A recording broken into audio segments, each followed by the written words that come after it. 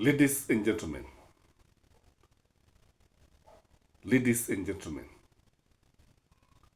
ladies and gentlemen, our education is in turmoil. Our university education is dying. Our JSS, Junior Secondary School, is no better. Welcome to Gashi's Kamen TV, the tallest man in Black Africa. Out of about 140,000 students who are admitted in universities, about 70% of them have not cleared their fees. Only about 40,000 have managed to clear their fees. About 20,000 have also appealed as per where they were put when it comes to the funding model. Ladies and gentlemen, we are losing our education system. We are destroying the future of our graduates. We are killing dreams of our children. Ladies and gentlemen, what are you going to do? What is happening? Because this is something that has always been opposed by Kenyans. When William Samoei Ruto introduced the new education funding model, there was a lot of resistance. In fact, just the other day, he formed a commission to look into another new funding model because the early one has completely failed. As this is happening, the universities are saying that students who have not cleared school fees should not sit for their exams. We are at a crossroads. When you go to junior secondary schools, you find very few teachers teaching all manner of subjects, whether they were trained with those subjects or not. You find, for example, a mathematics teacher who trained in mathematics and, say, chemistry, teaching history and CRE, geography, name it.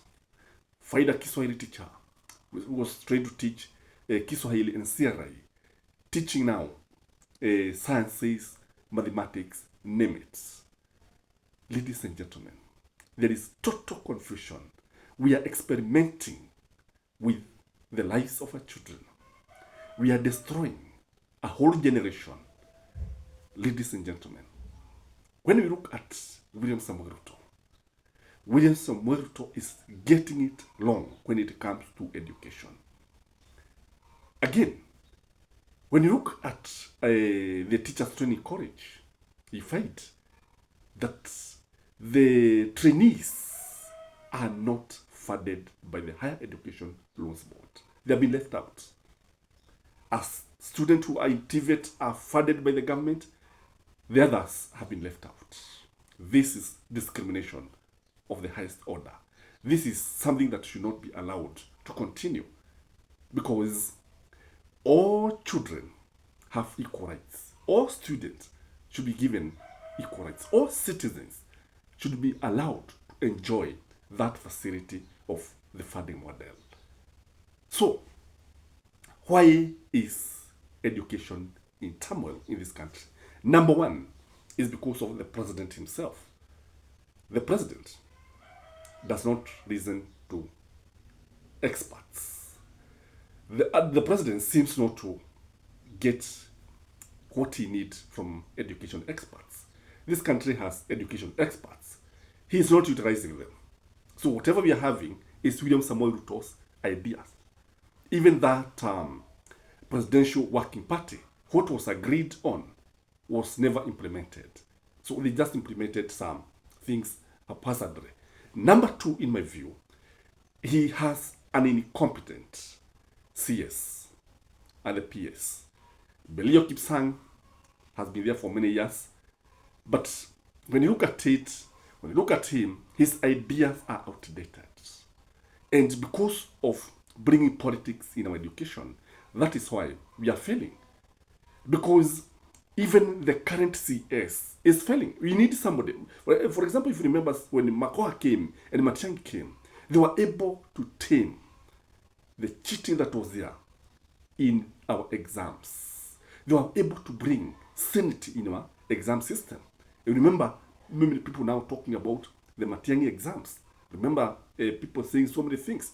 Because previously, when we had people like Kaimenyi, jua Kaimenyi wakati wake, mtihani ulikuwa unauzwa hata na watu wa bodaboda. Mtihani ilikuwa ungeipata unabebwa na bodaboda au na abiri daladala la gari ya kubebea abiria. And you see people discussing exams in public matatus. But when we have the right person, the right leadership, then that is when things were able to be contained. The other issue is because the economy is hurting.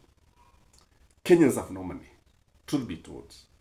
The only people who have money are politicians. Those who have been stealing.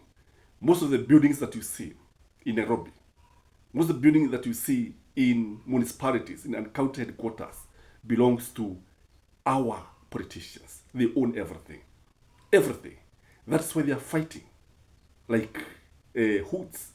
That is why they are blaming Adani, so that they can continue looting our country. So the issue of corruption is affecting our education system. So if we are able to contain corruption, if we are able to tame corruption, if we are able to face the dragon of corruption head on, I can assure you, many things would go in the right way. But do expect William Ruto to handle the dragon of corruption? Do you expect UDA to tackle corruption when they have been entangled in all kinds of deals, a kind of scandals? When they are bringing foreigners, when they are moving from one country to the other, looking for deals, when they are mortgaging our country? When you look at our education again, you realize that that model that was given by the Presidential Working Party is also not working. It is discriminatory. It has a political angle. It is not scientific. Students were not involved. Parents were not involved. What we should have is free education from pre-primary all the way to university. This country can afford free education. The dream of NAC Kibaki, and he started it, was to give free education. But when these guys came, they are trying to make education unaffordable. They are trying to make education very, very expensive. And they are leaving Kenyans crying in abject poverty. I don't know what you think. I don't know whether you have a university student. I don't know whether you have a college student. I don't know what he's telling you, because life is very, very difficult even at a university. In fact, we sympathize with these kids. Have a blessed evening. Till next time. Bye-bye.